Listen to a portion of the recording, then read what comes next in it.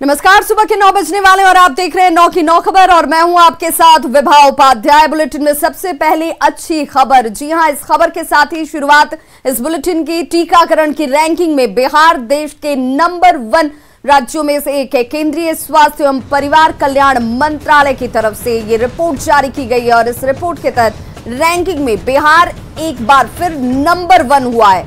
बिहार 78.1% टीकाकरण की औसत के साथ पहले पायदान पर है।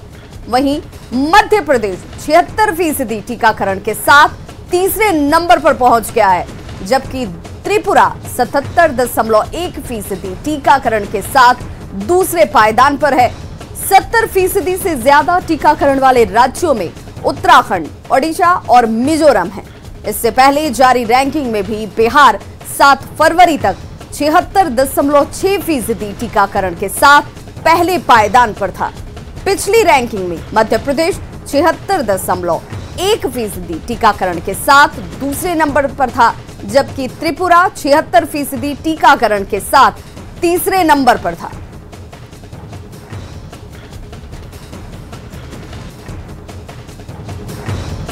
तो कोरोना पर जीत का ये टीका, जिसमें पहले पायदान पर बिहार है, जिस रैंकिंग के तहत जो इस वक्त स्थिति है, बिहार पहले पायदान पर, त्रिपुरा दूसरे और मध्य प्रदेश तीसरे पायदान पर खसक कर पहुंच गया है। कोरोना टीकाकरण मामले में बिहार एक बार फिर से पहले पायदान पर आया है। केंद्रीय स्वास्थ्य और परिवार कल्याण मंत्रालय की तरफ से जारी ताज़ा रिपोर्ट में 78.1% टीकाकरण के साथ बिहार पहले नंबर पर आया है, जो दिखाता है कि कोरोना की लड़ाई में बिहार कितना मजबूती से लड़ रहा है। आपको बताते हैं कि जहां बिहार पहले नंबर पर आया है, वहीं त्रिपुरा और मध्य प्रदेश दूसरे और तीसरे नंबर पर आए हैं और ये लगातार बिहार अपनी बढ़त जो है वो बनाए हुए हैं। अगर कोरोना टीकाकरण की बात करें तो अभी तक 38,000 से ज़्यादा जो स्वास्थ्यकर्मी हैं उन्हें टीका लग चुका है। उसके बाद अगर फ्रंट लाइन वॉरियर्स की अगर बात करें तो फ्रंट लाइन वॉरियर्स जो हैं उन्हें अब तक अगर कहें तो 1500 से ज़्यादा फ्रंट लाइनर्स को यहाँ पे लग चुका है। पुलिस अधिकारी हों, पुलिसकर्मी हों या फिर नगर निगम में काम करने वाले कर्मचारी हों, तमाम लोगों को ऐसे दूसरे चरण में लगने शुरू हो गए हैं। अभी तक बिहार जो है लगातार सप्ताह में 2 दिन विशेष अभियान भी चला रहा है ताकि लोगों को यहाँ पे कोरोना का टीका लगाया जा सके। और पहले दिन से, जिस दिन से टीका देश में आया और सारे राज्यों को दिया गया, तो बिहार सरकार ने, नीतीश कुमार मुख्यमंत्री कहें, लगातार मॉनिटरिंग करते रहे। जो स्वास्थ्य मंत्रालय है, तमाम लोगों के साथ बैठ करके और विशेष रणनीति बनाई गई और ये तय किया गया कि जैसे ही टीका आता है तो सारे लोगों को प्रमुखता से लगाया जाएगा। और यही रणनीति का नतीजा है कि आज लगातार बिहार पहले नंबर पर टीकाकरण में बना हुआ है और ये बिहार की कोरोना से लड़ाई के मजबूती को दिखाता है। कैमरा पर्सन अजय दुबे के साथ रवि एस नारायण, न्यूज़ 18 पटना। वहीं पूर्वी चंपारण में गैंगरेप के बाद हत्या के मामले में बड़ी कार्रवाई की गई है। एसपी ने थानाध्यक्ष संजीव रंजन को दोषी करार दिया है। पूर्वी चंपारण एसपी की जांच में थानेदार दोषी पाए गए हैं। गिरफ्तारी के आदेश के बाद से थानेदार फरार है। साथ ही गिरफ्तारी और कुर्की की कार्रवाई के आदेश जारी कर दिए गए हैं। 21 जनवरी की शाम को नाबालिग लड़की के साथ गैंगरेप किया गया, जिसमें शुरू से ही थानाध्यक्ष की भूमिका संदिग्ध थी। इसके बाद एसपी ने जांच कमेटी का गठन किया।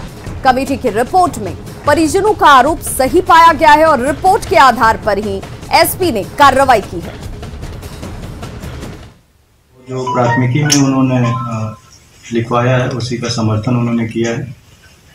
और इसके अलावा जो वीडियो और ऑडियो कुछ वायरल हुए हैं, खास करके जो एक दाह संस्कार जैसा एक वीडियो वायरल हुआ था, तो उसके संबंध में भी उनसे सत्यापित किया गया कि क्या ये वही वीडियो है जिसमें आपकी बच्ची का दाह संस्कार किया जा रहा है। तो उनके माता पिता और भाई के द्वारा बताया गया कि हाँ, ये वही वीडियो है जिसमें उनकी बच्ची का दाह संस्कार किया जा रहा है। और वीडियो में जो व्यक्ति दिखाई दे रहे हैं वो इन्हीं के परिजन हैं। उनके विरुद्ध अप्राथमिकी अभियुक्त, उनको उसी केस में अप्राथमिकी अभियुक्त बनाया गया है और उनकी गिरफ्तारी, कुर्की जब्ती का आदेश दिया गया। तो आरोप और आरोप में सत्यता पाई गई, जिसमें थानाध्यक्ष पर अब ये गाज गिर रही है। आरोपियों के साथ थानेदार संजीव रंजन की बातचीत का ऑडियो वायरल हुआ था, जिसके बाद प्रशासन की नींद टूटी और पापी थानेदार के खिलाफ जांच के आदेश दिए गए। क्योंकि वही लिख देना है कि अपन हाँ हमारी लड़की थी जो ठंडा से मर गई, ये लिखवा देना। ठंडी से मतलब गाला पढ़ाई हुई सब लिखवा तो फिर दिक्कत बस ठंडा से ठीक बा। और सहयोगी मुकेश हमारे साथ इस वक्त ज्यादा जानकारी के साथ वो लाइन पर जुड़ गया मोतिहारी से। मुकेश, थानेदार फरार बताया जा रहा है, लेकिन गिरफ्तारी के लिए क्या कुछ और कुर्की किस दिन? जी अभी मैं बता दूं कि थानेदार फरार हैं, मोबाइल उनका स्विच ऑफ है। एसपी ने बताया कि पूरी तरह थानेदार की गिरफ्तारी के लिए एसटीएफ की बहाली की गई है और एसटीएफ आज कोर्ट से कुर्की और वारंट दोनों को निकालेगा और उसके बाद से थानेदार की गिरफ्तारी के लिए अपना मुहिम चलाएगा। उनके घर की तलाश होगी और वे कहाँ है इसकी जांच की जाएगी। उसके बाद इसमें थानेदार की गिरफ्तारी होगी। थानेदार की पूरी तरह संलिप्तता उजागर हुई है। एसपी, डीएसपी और जो भी टीम गठित की गई थी उस जांच में पूरी तरह से थानेदार दोषी पाए गए हैं और हत्या करने के बाद से बगैर पोस्टमार्टम कराए हुए शव को जलाने के लिए जो यह कार्रवाई की गई है उसका ऑडियो और वीडियो जो वायरल हुआ था वो सत्य पाए गए हैं और उसके बाद से यह कार्रवाई की गई है। जी मुकेश, तो ये माने कि इस पूरे प्रकरण में सिर्फ थानेदार की ही संलिप्तता थी जिस पर अब ये कार्रवाई की जा रही है? जी, थानेदार की संलिप्तता पूरी तरह से उजागर हुई है और थानेदार ने ऑडियो जो आया है वो सत्य पाया गया है और जो ऑडियो में जो निर्देश दे रहे हैं थानेदार की उसके शव को जला दो और फिर उसे माता पिता से जो नेपाल के रहने वाले हैं जो चौकीदार का काम करते थे कुर्सियान बाजार में और वहां पर उनके बाद से उसे गिरफ्तार करने के लिए और उसके थानेदार का जो ऑडियो आया है उसके आधार पर उसे गिरफ्तार करना और प्राथमिकी अभियुक्त बनाते हुए एसपी ने एसटीएफ का गठन किया है और उसे गिरफ्तार करने का। बिल्कुल, बहुत बहुत शुक्रिया मुकेश इस तमाम जानकारी के लिए।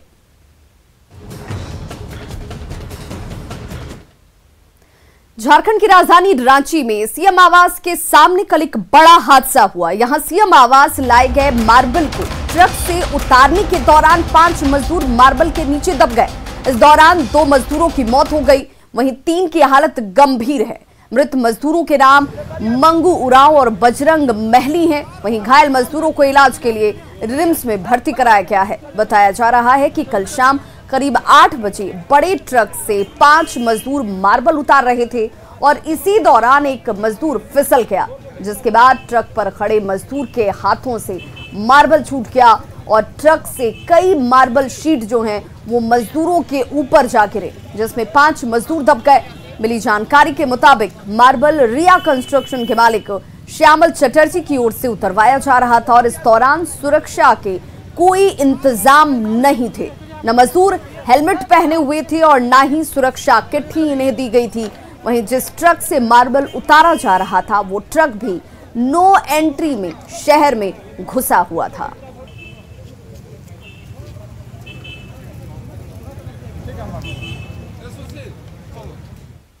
और अब सवाल ये कि सीएम आवास के पास भी सुरक्षा में अनदेखी आखिर क्यों की गई? अनलोडिंग के दौरान सुरक्षा मानकों की अनदेखी क्यों की गई? और नो एंट्री में शाम में आखिर मार्बल से लदा हुआ यह ट्रक कैसे घुस गया?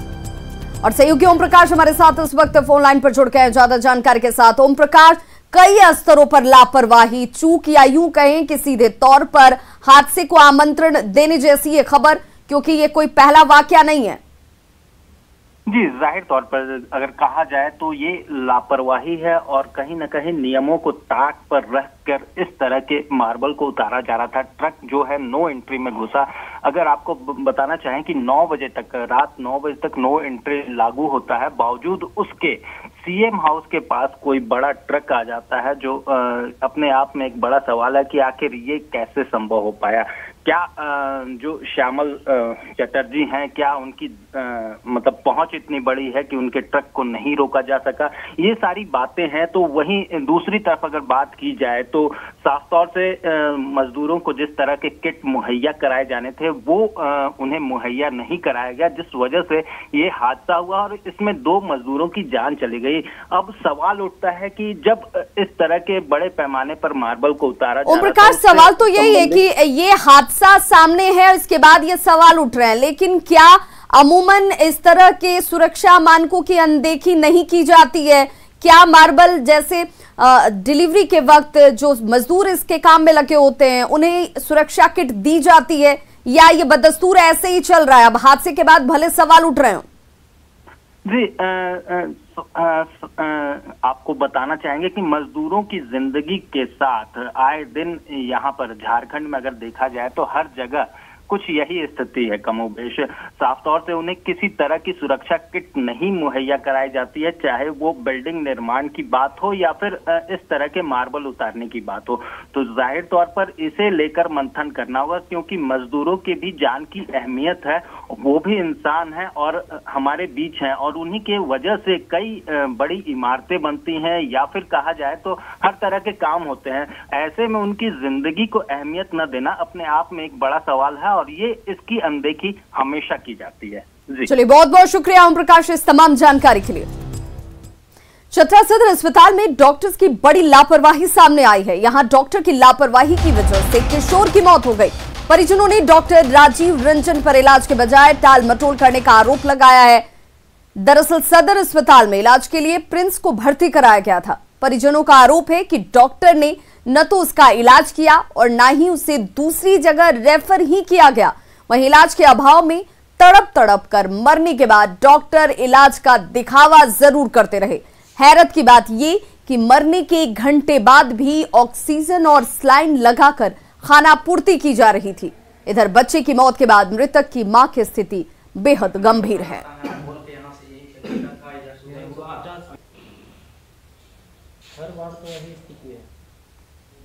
हम बोले वहाँ पे बार बार कि हमको रेफ़र कर दीजिए, भाई का हालत ख़राब है।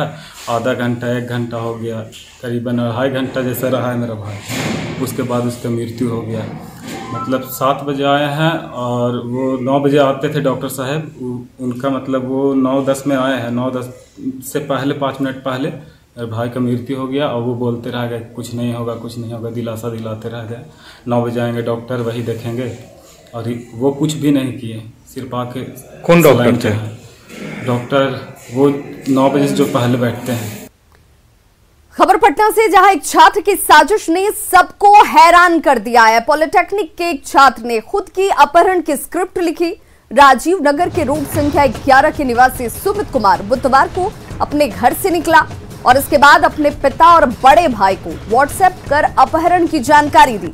साथ ही 10 लाख रुपए फिरौती की बात कही गई। परिजनों ने मैसेज के मिलते ही पुलिस से संपर्क किया। पुलिस मोबाइल लोकेशन ट्रेस करने लगी, जो कभी राजीव नगर तो कभी पॉल्सन रोड दिखा रहा था।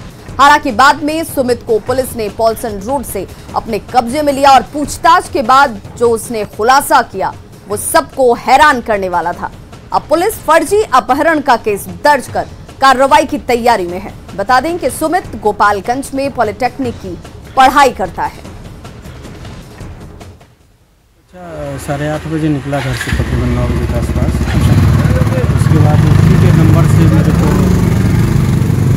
धमकी भरा एक व्हाट्सएप मैसेज आया था। उसके बाद हम लोग बड़ा बाबू के पास आके मिले। पूरा दिन वो लोग मेहनत किए हैं और अभी रिकवर कर लिए हैं। पाटलिपुत्र स्टेशन के आसपास कहीं से वो रिकवर कर लिए सर। मुजफ्फरपुर के शहीद खुदीराम बोस केंद्रीय कारागार में सुरक्षा में सेंध का मामला उजागर हुआ है। जेल में छापेमारी के दौरान एक बंदी के पास से मोबाइल फोन जब्त किए गए। जेल प्रशासन ने बंदी के खिलाफ मिठनपुरा थाने में केस दर्ज कर दिया है। जैसे शख्स के पास से मोबाइल बरामद किया गया वो निलंबित जज है, उस पर एक शख्स की हत्या का आरोप है। मोबाइल मामले में पुलिस रिमांड पर लेकर बंदी से पूछताछ करने वाली है। खुदीराम बोस केंद्रीय कारा मुजफ्फरपुर के द्वारा एक लिखित आवेदन दिया गया है कि बीती राति जेल के वार्ड नंबर 10 में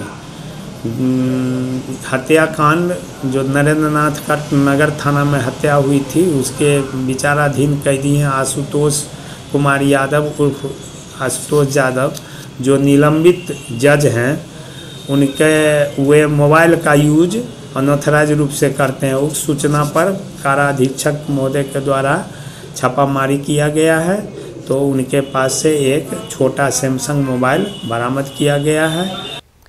कटिहार के जोकर पंचायत में आग लगने से 3 घर राख में तब्दील हो गए। आग कैसे लगी इसकी वजह का खुलासा अब तक नहीं हुआ है, लेकिन स्थानीय लोगों की माने तो मोहम्मद महबूब के घर से आग की लपटें उठनी शुरू हुई थी। लपटें इतनी तेज थी कि उसने आसपास के 2 और घरों को अपनी चपेट में ले लिया। लोगों को आग पर काबू पाने में खासी मशक्कत करनी पड़ी। इस घटना में लाखों की संपत्ति का नुकसान हुआ है। साला किसान ने निकला लगे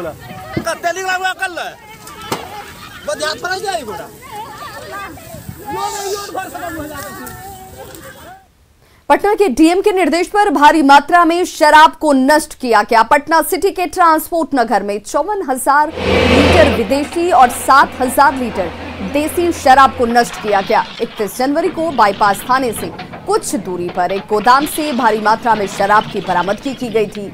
इसी शराब को नष्ट किया गया।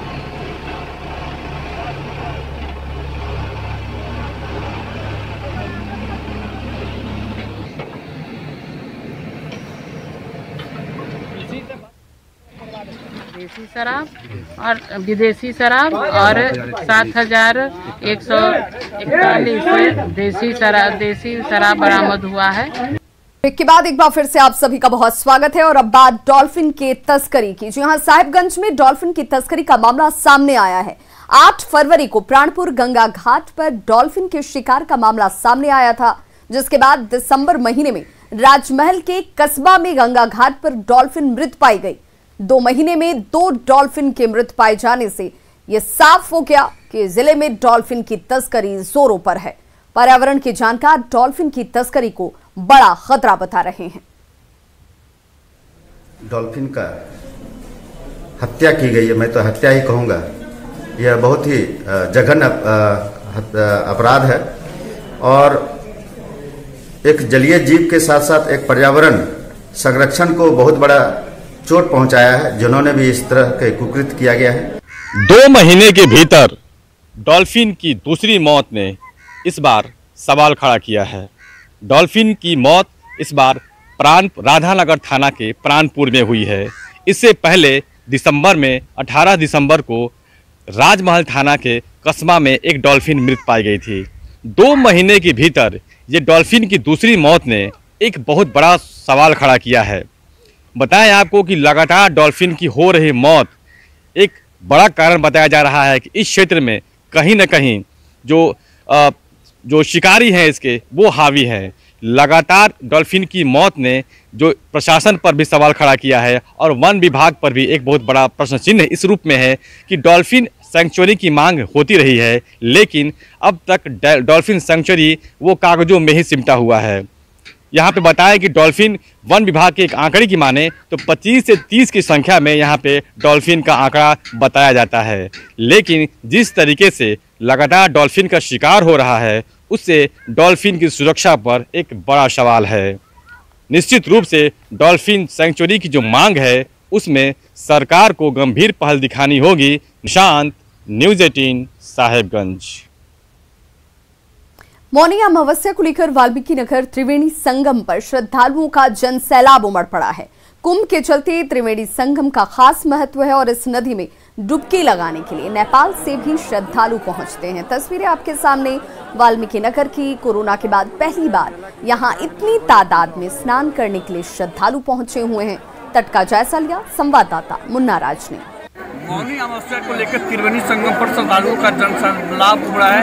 आप देख सकते हैं कि अभी हम त्रिवेणी संगम पे हैं। आप देख सकते हैं पूरे यूपी और बिहार के साथ तमाम इलाकों से लोग पहुंचे हैं और यहाँ त्रिवेणी संगम पर स्नान के लिए सुबह से ही लोग पहुंच रहे हैं। आप देख सकते हैं किस तरह की भीड़ पहुंची है त्रिवेणी संगम पे और लगातार लोग पहले सुबह जैसे ही मौनी अमावस्या शुरू हुआ है उसके बाद लोगों की भीड़ पहुंचना शुरू हो गई है और काफी भीड़ पहुंची है। हालांकि कोरोना काल को लेकर पहली बार लोग घरों से निकले हैं, जिसको लेकर काफी लगातार 2 दिनों से जो भीड़ पहुंच रहा है त्रिवेणी संगम के विभिन्न इलाकों में वे लोग पहुंच रहे हैं। और खास बात इस बार का यह रहा है कि नेपाल बॉर्डर सील होने के कारण अक्सर पहले देखा जाता रहा है कि दोनों देशों की सीमाएं मौनी अमावस्या पर एक हो जाती है, क्योंकि एक छोर नेपाल में आता है और दूसरा छोर इंडिया में आता है। इसके बाद भी दोनों देशों में के किनारे भारी संख्या में श्रद्धालु पहुंचकर स्नान की डुबकी लगा रहे हैं। मुन्ना राज, न्यूज़ 18। रांची शहर के बीच में स्थित ऐतिहासिक और धार्मिक महत्व के पहाड़ी मंदिर के पहाड़ पर अस्तित्व का खतरा मंडरा रहा है। पुराने पड़ चुके पठार और पहाड़ी के तलहट्टी में अतिक्रमण की वजह से किसी बड़े हादसे की आशंका से इनकार नहीं किया जा सकता।